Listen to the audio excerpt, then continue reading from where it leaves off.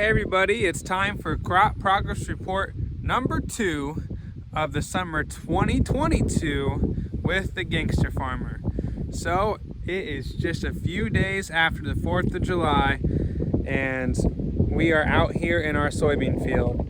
So what just happened, you might ask? Something huge just happened here.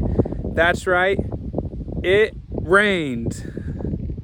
We got 4 inches here, and in some of our fields even got 5 inches. So that's big time. Oh, there goes a deer across the bean field. Man, in the middle of the video. Deer population here has really jumped up. But while we're looking at the beans, you can check out the pretty little bean field.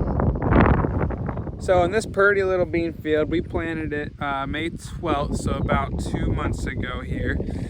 And we planted it green into rye. And this field has been on the channel before, actually. It's one of our 40-acre fields that has been into cover crop rye rotation for a very long time. So much so that we just got that 4-inch of rain here, and I'm out standing in my field, no pun intended, and I'm not getting mud on my shoes. It is just one of the craziest things in the world how good those cover crops are helping that soil structure.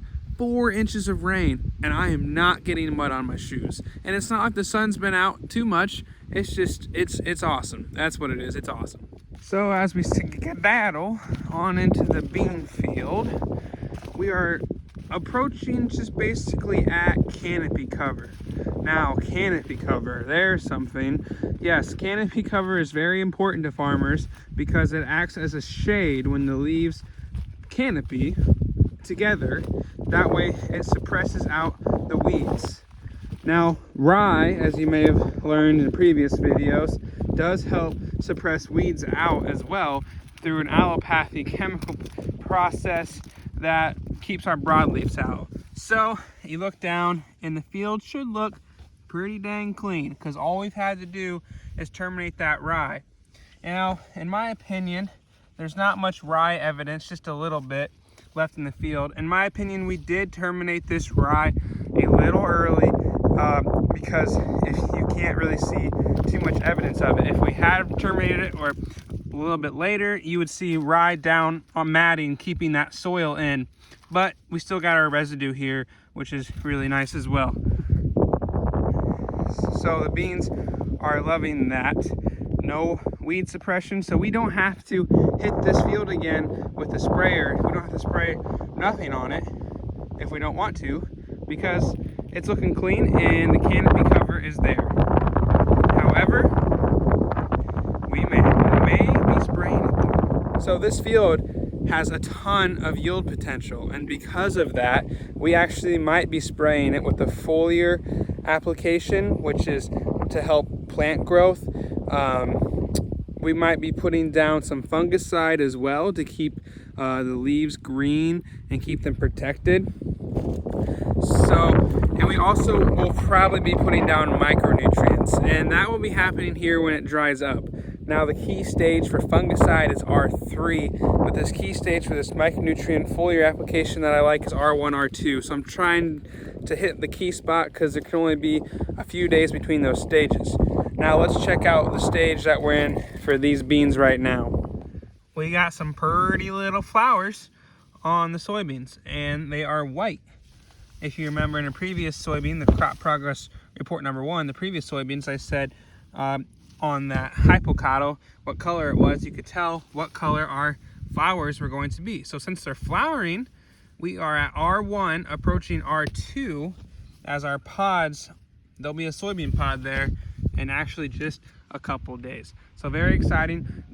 June 21st is known as the National Soybean Holiday because that is when your nights and daytime changes, and the soybean senses that, actually senses the nighttime, and will start flowering as it notices that now the nights are becoming longer.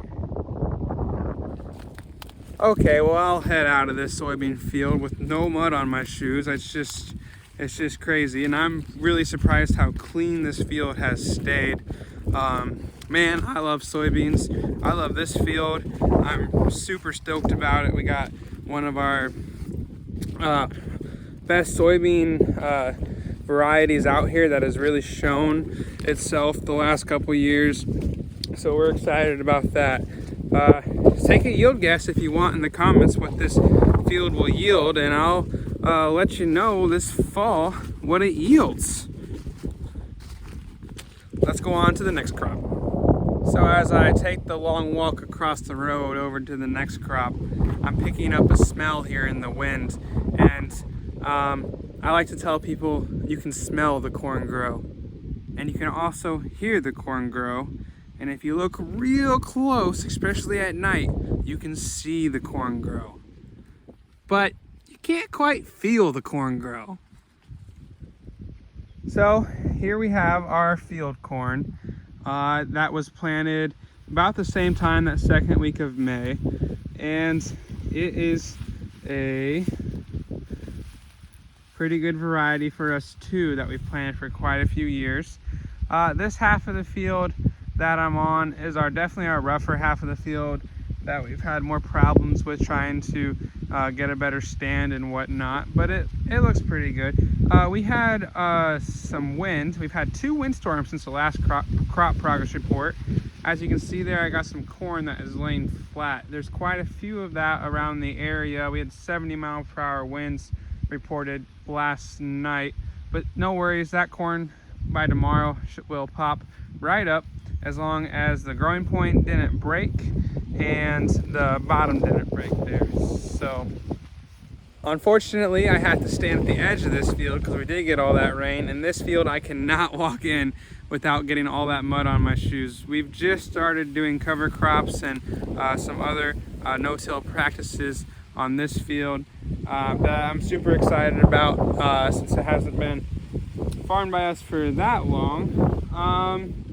Yeah, I'm seeing some wind damage, but I'm looking at the corn leaves here, and I'm actually pretty happy with what I'm seeing. So other than these cuts here, which I'm assuming is from the wind, especially since I'm on the outside of the field, I'm seeing some pretty healthy corn leaves. I'm starting to keep my eye out for tar spot on the corn leaves and some other corn diseases that you see on leaves, as corn is about 2 weeks away actually already from tasseling.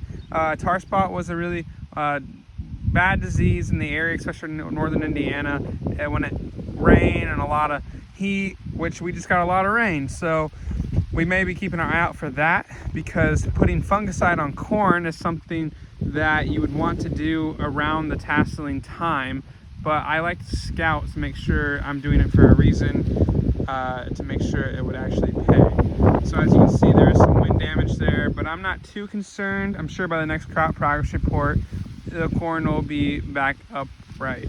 So for the most part, healthy corn, and about 2 weeks away from tasseling. It's got a lot of good moisture down here, and the corn root structure, it hasn't quite put out the brace roots yet. It will here in a couple weeks, and I'm actually there's a plant that has brace roots on right there. You can see that those brace roots are coming out, and they'll help really sturdy the corn plant from some of these storms as it gets ready to put on an ear and tassel here in the next couple of weeks. So let's move on to the next crop. The next crop.